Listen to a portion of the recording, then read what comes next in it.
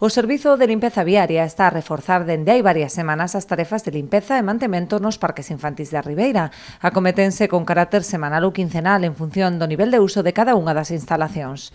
Estas obras cométense unha vez cada 15 días, normalmente, e nos parques de maior uso, como pode ser a Besadas, o do Centenario, o do García Ballón e así, esas unha vez á semana. O obxectivo é manter en bo estado os elementos e o pavimento no que xogan os nenos, que precisa dunha limpeza manual moi exhaustiva.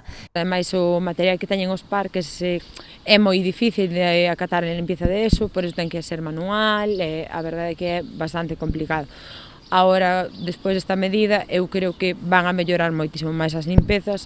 Ademais da limpeza, cométese a reparación ou sustitución daqueles elementos danados co fin de minimizar o risco e garantir a seguridade en todos os parques. Todos os elementos danados están sendo retirados para poñer uns novos ou ben reformalos.